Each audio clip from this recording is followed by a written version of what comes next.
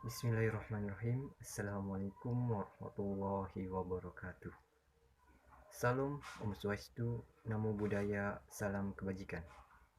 Perkenalkan, nama saya Adi Irfan Kamal, mahasiswa Fakultas Teknik, Prodi Teknik Informatika.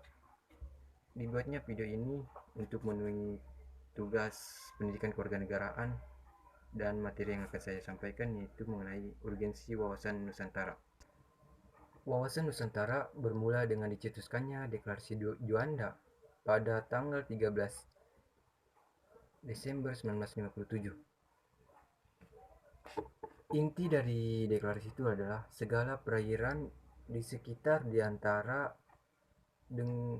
yang menghubungkan pulau-pulau yang termasuk negara Indonesia dengan tidak memandang luas atau lebarnya adalah bagian-bagian yang wajar daripada wilayah daratan negara Indonesia.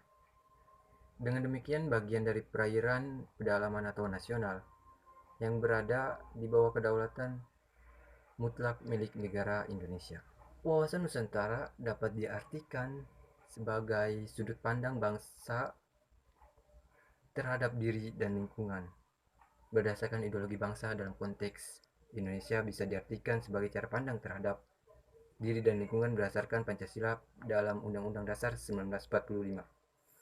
Selain itu, wawasan Nusantara juga memiliki sumber utama dan landasan yang kuat untuk menyelenggarakan kehidupan secara nasional, sehingga wawasan Nusantara dapat disebut sebagai wawasan nasional atau landasan ketahanan. Wawasan Nusantara tidak hanya berpandang keutuhan wilayah, tetapi juga persatuan bangsa.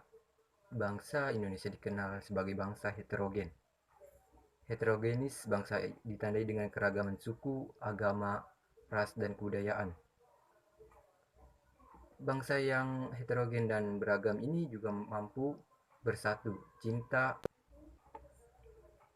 Wawasan Nusantara tidak hanya berpandang keutuhan wilayah, tetapi juga persatuan bangsa. Bangsa Indonesia dikenal sebagai bangsa heterogen. Heterogenis bangsa ditandai dengan keragaman suku, agama, ras, dan kebudayaan. Bangsa yang heterogen dan beragam ini juga mampu bersatu, cinta. Bangsa Indonesia juga memiliki keunikan, yaitu memiliki penduduk yang beragam atau multi etnis. Keanekaragaman suku bangsa tumbuh dan berkembang karena perbedaan lingkungan fisik maupun sosial, sehingga menjadi latar belakang sejarah dan tingkat perkembangan penduduk. Memiliki penduduk yang beragam, keanekaragaman suku bangsa tumbuh dan berkembang karena perbedaan lingkungan fisik maupun sosial, sehingga menjadi latar belakang sejarah dan tingkat perkembangan juga berbeda. Selain faktor lain yang ikut serta mempengaruhi, yakni adanya pandangan yang berbeda terhadap sistem keyakinan, agama yang dianutnya. Perbedaan penafsiran akan keagamaan menjadi bagian yang tidak terpisahkan dari keragaman sosial budaya bangsa.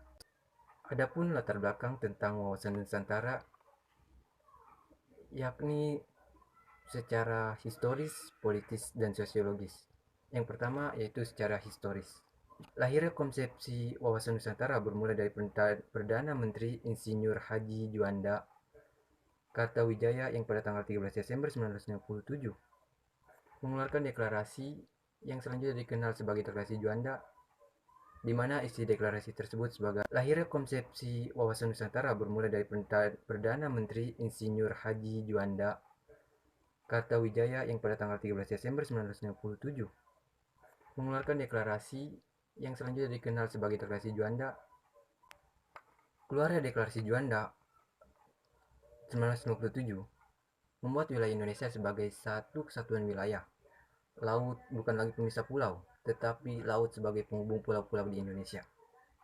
Melalui perjuangan di forum internasional, Indonesia akhirnya diterima sebagai negara kepulauan berdasarkan hasil konvensi Perserikatan Bangsa-Bangsa tentang Hukum Laut tahun 1982. Kondisi sosial budaya masyarakat Indonesia, wawasan Nusantara yang pada awalnya berpandangan akan kesatuan dan keutuhan wilayah, Diperluas lagi sebagai pandangan akan persatuan bangsa, bangsa Indonesia yang tidak ingin lagi terpecah belah dalam banyak bangsa.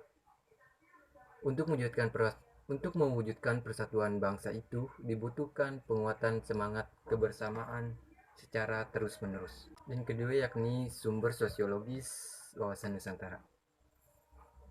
Berdasar pada kondisi sosial budaya masyarakat Indonesia, wawasan Nusantara yang pada awalnya berpandangan akan kesatuan atau keutuhan wilayah diperluas lagi sebagai pandangan akan persatuan bangsa. Bangsa Indonesia tidak ingin lagi terpecah dalam banyak bangsa.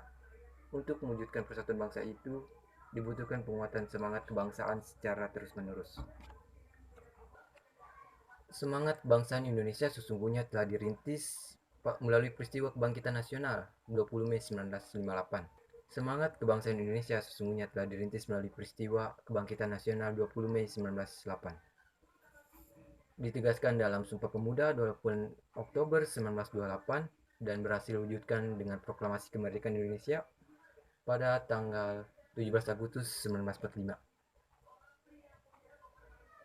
Oleh karena itu, jauh sebelum Deklarasi Juanda, konsep semangat dan kesatuan kebangsaan sudah tumbuh dalam diri bangsa. Yang ketiga yakni secara politis. Secara politis ada kepentingan nasional bagaimana agar wilayah yang utuh dan bangsa yang bersatu ini dapat berkembang, dilestarikan dan dipertahankan secara terus-menerus. Kepentingan nasional itu merupakan turunan lanjut dari cita-cita nasional, tujuan nasional maupun visi nasional.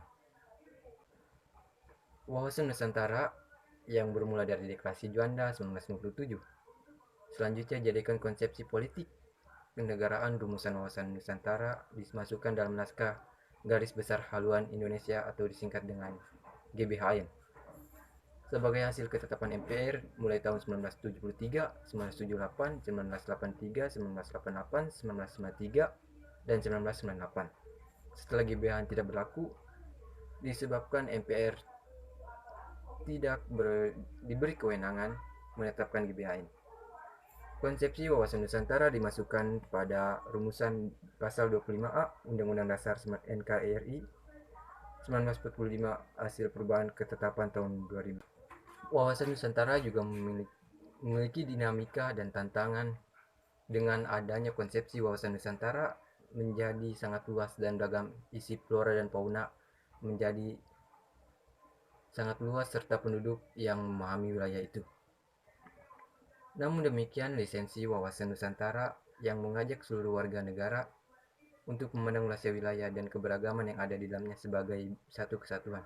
Luas wilayah Indonesia tentu memberikan tantangan bagi bangsa Indonesia untuk mengelolanya. Hal ini dikarenakan luas wilayah memunculkan potensi ancaman dan sebaliknya memiliki potensi keunggulan dan kemanfaatan. Wawasan Nusantara telah menjadi landasan visional bagi bangsa Indonesia guna memperkokoh kesatuan wilayah dan persatuan bangsa. Upaya memperkokoh kesatuan wilayah dan persatuan bangsa akan terus-menerus dilakukan. Hal ini dikarenakan visi tersebut dihadapkan pada dinamika kehidupan yang selalu berkembang dan tantangan yang berbeda sesuai dengan perubahan zaman. Dinamika yang berkembang itu misalnya jika pada masa lalu penguasa wilayah dilakukan dengan pendidikan militer, maka sekarang lebih ditekankan pada upaya perlindungan dan pelestarian alam di wilayah tersebut. Tantangan yang berubah misalnya perubahan dari kesejahteraan kolonialisme menjadi kejahatan dunia maya. Wawasan Nusantara sangat penting berfungsi sebagai pedoman dasar bagi penyelenggara bagi kehidupan yang memberikan motivasi dorongan untuk mencapai tujuan juga melandasi perjuangan bangsa Indonesia untuk bersatu dan mencapai tujuan nasional secara utuh, menyeluruh, dan terpadu. Maka untuk menjamin agar kesatuan Indonesia selalu terpelihara, bangsa Indonesia harus melahirkan wawasan Nusantara. Pandangan itu adalah satu konsepsi geopolitik dan geostrategi yang menyatakan bahwa Kepulauan Nusantara yang meliputi seluruh wilayah daratan, lautan, dan ruang angkasa di atasnya beserta seluruh penduduknya adalah satu kesatuan politik, ekonomi, sosial, budaya, dan pertahanan keamanan. Implementasi wawasan Nusantara idealnya harus tercermin kepada pola pikir, sikap, dan tindakan yang senantiasa mengedepankan kepentingan bangsa dan negara daripada kepentingan pribadi ataupun kelompok tertentu. Atau dengan kata lain, wawasan Nusantara menjadi pola yang fundamental dalam berpikir, bersikap, dan juga bertindak menghadapi berbagai masalah yang berkaitan dengan kehidupan sosial masyarakat, berkebangsaan, dan bernegara. Wawasan Nusantara memiliki peran penting untuk mewujudkan persepsi yang sama bagi seluruh bangsa negara Indonesia antara kelompok dan konteks sosiologi, politis, serta pantangan yang harus dihindari adalah perbuatan tindakan yang menanggapi norma-norma etika moral nilai agung atau tindakan anarkis menuju ke arah disintegrasi bangsa. Namun demikian, kewilayahan tidak dapat diganggu gugat sebagai harga mati yang normatif. Ya, mungkin itu saja yang dapat saya sampaikan. Kurang lebihnya saya mohon maaf. Wabillahi taufik wal hidayah. Wassalamualaikum warahmatullahi wabarakatuh.